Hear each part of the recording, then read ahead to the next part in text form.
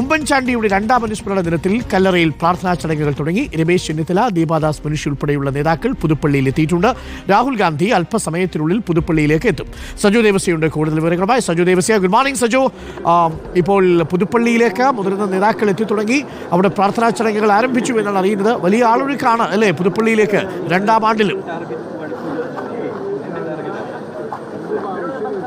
Doctor Arunkumar, ഉമ്മൻചാണ്ടിയുടെ ഓർമ്മകൾക്ക് 2 വയസ്സാവുകയാണ്. അദ്ദേഹം നമ്മളിൽ നിന്ന് വിടവാങ്ങിയിട്ട് അദ്ദേഹത്തിൻ്റെ പുതുപ്പള്ളിയിലെ കല്ലറയിലേക്ക് നേതാക്കൾ, KPCC കോൺഗ്രസ് നേതാക്കൾ, UDF നേതാക്കളൊപ്പം നിരവധി ആളുകൾ സംസ്ഥാനത്തിൻ്റെ വിവിധ മേഖലകളിൽ നിന്ന്, പ്രദേശങ്ങളിൽ നിന്ന് എത്തിച്ചേരുകയും ചെയ്യുന്നുണ്ട്.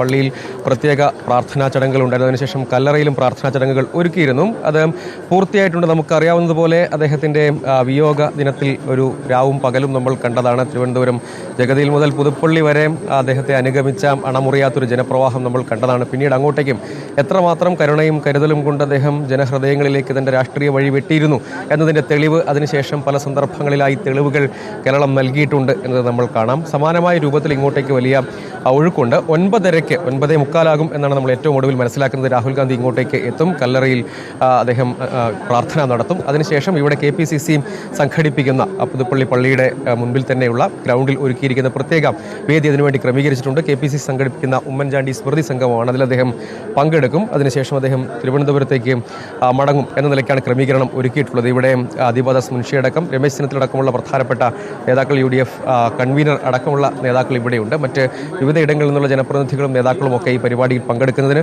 ഒപ്പം ഇന്ന് അദ്ദേഹത്തിന്റെ ഈ സ്മൃതി സംഗമത്തിൽ പങ്കെടുക്കുന്നതിനുമൊക്കെയായി നേതാക്കൾ എത്തിയിട്ടുണ്ട്. അതുകൂടാതെ സംസ്ഥാനത്തിന്റെ വിവിധ ഭാഗങ്ങളിൽ നിന്നുള്ള അണികളും ഇങ്ങോട്ടേക്ക് ഒഴുകിയെത്തിയിട്ടുണ്ട്. എത്രമാത്രം ഇപ്പോഴും അദ്ദേഹത്തിന് ജനഹൃദയങ്ങളിൽ സ്വീകാര്യതയുണ്ടെന്നതിന്റെ തെളിവ് ഇവിടെ നിൽക്കുമ്പോൾ അനുഭവിച്ചറിയാൻ കഴിയും. പുതുപ്പള്ളി പള്ളിയിൽ അനുസ്മരണ യോഗം അല്പസമയത്തിനുള്ളിൽ ഉണ്ടാവും. ഇപ്പോൾ പ്രാർത്ഥനാ ചടങ്ങുകളാണ്. രമേശ് ചെന്നിത്തലയും ദീപാദാസ് മുൻഷിയും അടക്കമുള്ളവർ ഇപ്പോൾ അവിടെ എത്തിയിട്ടുണ്ട്.